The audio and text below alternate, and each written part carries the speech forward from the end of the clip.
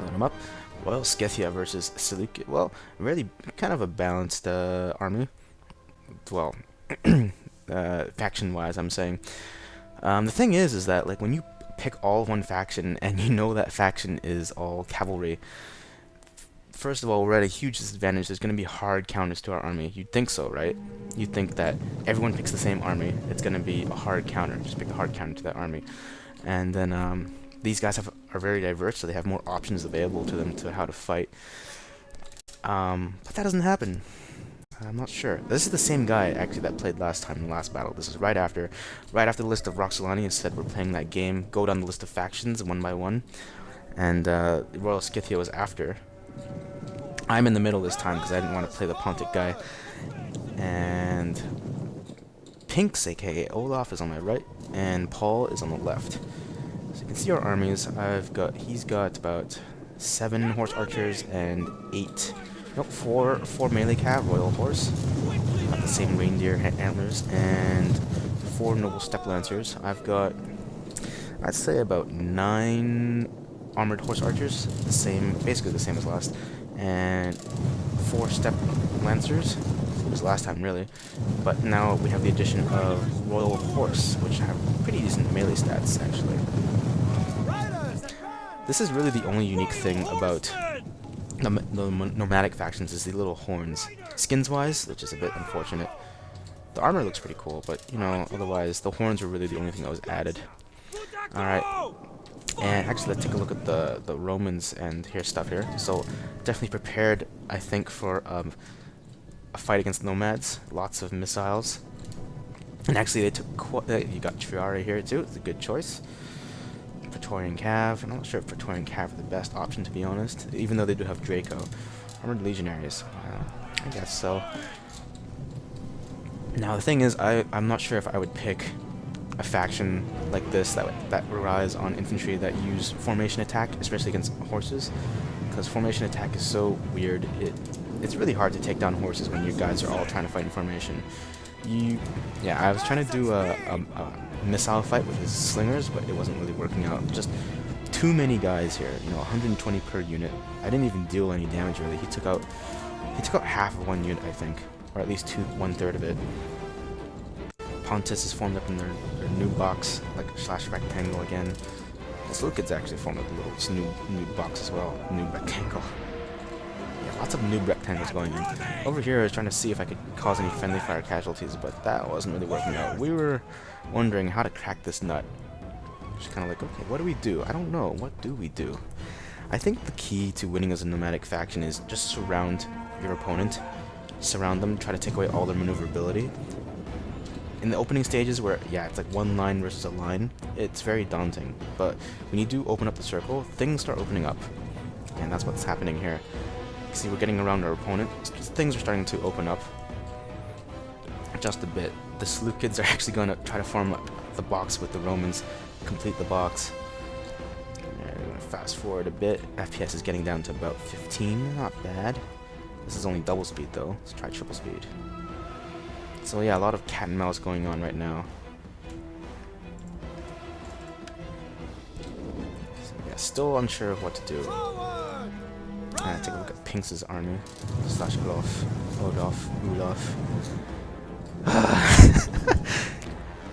Same army as last time for Pontus. I think, yeah, they had a real big talk about what their army was going to be to fight nomadic factions. So they're definitely prepared, in their opinions anyways, for a nomadic fight. But we shall see how that works out. So yeah, shield bearers. Good against missiles, I suppose. But when you're trying to ward off a cavalry charge, I don't know. Pikemen are the real killers of cavalry, obviously, if you face them the right way. So yeah, he's got his Pontic Cav here, and they're kind of fighting the missile fight. And you can see Seleucids going to form up the noob circle square formation is opening up a huge gap in the middle, which Pontus, I guess they're afraid to move or something, I don't know. And that's another thing, again, nomadic factions, they just cause so much fear in opponents, and really all you gotta do when you're facing nomadic factions is you gotta keep your cool, use your micro to full effect. You gotta really turn it into a micro battle, because shields, they stop a lot of missile damage, And if you just keep pushing forward, their arrows will do nothing to you. Just don't let them get behind you. That's really as simple as that. So yeah, Pontus is about to get screwed over. Seleucids and Romans have kind of abandoned him to their own devices, and yeah, he's getting 3 factions ganging up on him, 3 teams anyways, or 3 people, 1 team, sorry. And yeah, the wall of death is coming in, charging right into this horde of slingers. You know, the most gratifying thing in this game is just go in there and rout all the slingers. That's gotta be the best. And the Romans actually made a pretty big mistake in his efforts to try to support the Pontic guy. He sent out all his Praetorian cav, allowing us to basically sandwich them in the middle. So I've got my horses coming in, and Paul got his lancers to come in as well to destroy these Praetorian cav. And even those Praetorian cav, I think they've got Draco going. It's really no use. I mean, against numbers, it's not going to do anything. Oh yeah, and these guys down to 98 just from missile fire. Took out quite a few slingers, so we're going to start doing some chain routes eventually. I don't know why he upgraded his general to silver chevrons. I guess that's just, I don't know. I don't generally invest that much in upgrades in this game. But as you can see, our sandwiching action has basically routed most of the Praetorian cav, I'd say. Or they're wavering, at least. Same over here. Oh, those are just equites. Who cares about those? And the Seleucid, the guy is like, I'll save him. He sends out 1 unit of shield bearers. That's going to do a lot against this horde. I mean, look at this thing. It is fast. Still got units over here making sure these guys don't do anything funny. Cool. Yeah, routed the Romans, and all we got to deal with now are these hoplites, which we will run over. Absolutely run over. You know, guys, all you really have to do is keep your cool. You don't have to go crazy. Keep your cool. Plenty of ways to defeat nomads. Now then. Yeah, converge 3-on-1. And this is what happens when you don't play like team-wise. I mean, yeah, they're being defensive and all, but leaving your teammate to die. Let's skim in on this general here. If I can find him.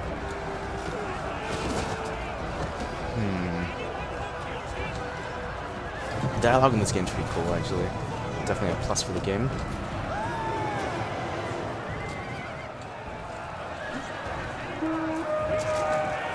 Alright, that's basically routed them, yep.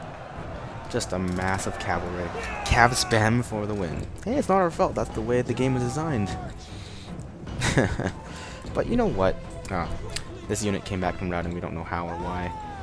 We saw it disappear. We're like, oh, okay, it's gone. But it wasn't. Now then, what happens here? Seleucid decides to leave the noob box. I don't know why. But that leaves his archers wide open. I decided to try to maybe take advantage of it.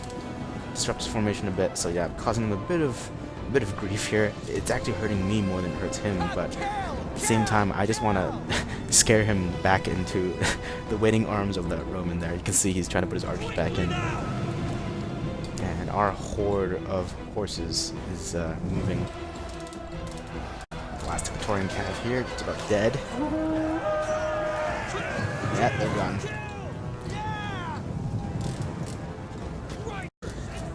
Here's an interesting tidbit, guys. Paul and Olaf, at least Paul I think I know, he invested in Royal Horse Archers. The thing about Royal Horse Archers is I don't think they get heavy shot, which can be a pretty big difference maker. Oh, here I charge his general with the Horse Archers. I thought I could go for more. And his Syrian heavy archers as well. So again, you know, this huge horde of foot missiles, I just wanted to get in there so badly. You can see me sacrificing units. It really annoys me when cavalry stops running because they hit something. But here we're trying to open up gaps in the just prod. You can see. Here we go. Come on, you can make it. No, they don't. Sort of. But when you're in this thin line, sorry if you guys can hear that. Sorry, I hope it doesn't ruin the video. We're just trying to get right in the thick of it. And you can see that Paul is actually trying to do the same here. Just try to rout all these guys. It is such an inviting target. And you can see, yeah, we do break through. Causing havoc in the middle here. And that's kind of the problem you can see here with having such a thin line. Your thin line's just gonna get bowled over. And it might work as pikemen, but yeah, actually pikemen it does work because your horses will stop. Kind of like in Napoleon, when your horses try to charge a square, they'll just stop right before the line, they hit the line, making them easy pickings for the infantry. So basically, causing a whole lot of routing in the middle. Your horses are mixed everywhere.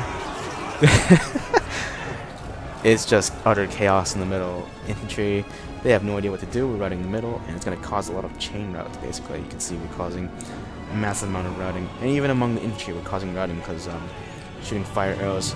I mean, look at this horde. Wouldn't you be scared too? Especially when it's as chaotic as this. Oh, man. Lots of movement going. We have no idea really what's going on. Like, I was surprised that my guys were surviving in this melee, because I have no idea. It's just random units everywhere. Which is really epic, to be honest, you know, one-on-one fights everywhere. Still pushing guys in, trying to take out what I can. At the same time, using my missiles to cause havoc on his infantry. And also chasing down those routers. They get me a lot of kills. Let me tell you that. Not too much damage there, because of course their shields are in front. But you know what? Basically all these guys are out with like 110 men, 115. Yeah, just a bunch of scared guys. Let's see what. Yeah, he uses the. I think someone used the warrior intimidate. Yeah, you can see there. So that's partly why these guys routed. And the general, kind of trying to fight, which is not a good idea for a Roman general. They are not fighting generals, let me tell you that. Lots of stuff happening. So yeah, when he tried to rearrange formation, trying to do defensive stuff, and that's another thing actually. Hang on. Yeah, basically charging the back of these guys. That's general. I think what probably happened is I charged one unit of infantry, and in an effort, you know how the formation attack is pretty finicky, it'll rotate the unit by itself, which is really annoying, so it's really hard to hold defensive formations, I guess. Pikemen are not that finicky though, so I would recommend using pikemen, guys. That's just me though. I will agree though, it is really hard to hold defensive formation because your infantry formation will just rotate because your flank decided to get attacked. Yeah, just shooting these guys to death. I actually have very, very little ammo at this point in time. These guys still have plenty of ammo apparently, but they are not forming any kind of defense. They're just kind of. Oh no, they're in square formations. That's good. All right, yeah, just squares all over the place. What is this, Waterloo? Still got a unit of pikes here. Let's see what happens if I press insert. Where does this go? This is my general here. Cool. It is just it was utter chaos. Now it's a bit more structured. Just got some squares everywhere. And we're getting really close. Really close to these units. Arrows are definitely more effective up close, so I think it's a good idea to shoot right close. And that takes down about 15 men, I'd say. Down to about 20 now. By 20, sorry. It's just cavalry spam. And you know what? I'm the last kind of person to bring spams to a fight, guys. I value balance over anything. I really do hate spam builds. Can't deny that this is a lot of fun sometimes. And you know what? I don't feel like mean or anything at all, because I do feel that nomadic spams can be countered if you just keep your cool. But I will, yeah, you don't throw away your cavalry. Use your infantry to back up your cavalry and all that stuff. Charge here. I don't know why. I guess he was just bored. Yeah, I think it was Pinks. He was bored. Just decided to charge into the square.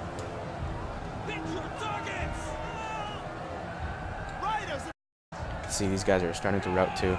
You know what I don't understand though? If you were in this situation surrounded by a whole bunch of horses, you would fight to the last man, wouldn't you?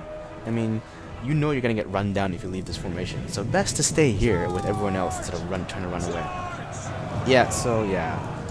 Last little final glorious charge. Running through everything. That's a nice screenshot. Alright, I'm probably running out of hard drive space by now. So I'll speed it up just a bit. And yeah, last charge. Even though these guys are all in defensive square formation, we feel, you know, they've lost so much of their army already. Even though this is actually the bulk of their quality, they still lost so much of their army. Due to how routing mechanics work in this game, we feel we can win this. And it is the last glorious charge.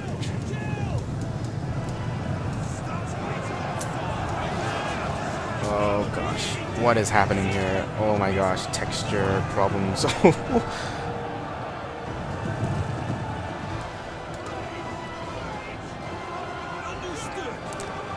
Yeah, infantry do kind of need a more defensive formation. None of this walking around stuff. I guess that is the problem, eh? I blame the players for not standing their ground, but in reality, it's the infantry in this game. They can't stand their ground because it's not part of the mechanics of the game. But unfortunate. Whoa. I don't know what that is, but that looks really bizarre. Anyways, guys, that's the end of this video. Hope you enjoyed this. It's a bit different than what I usually show. And yeah, we'll see you guys later.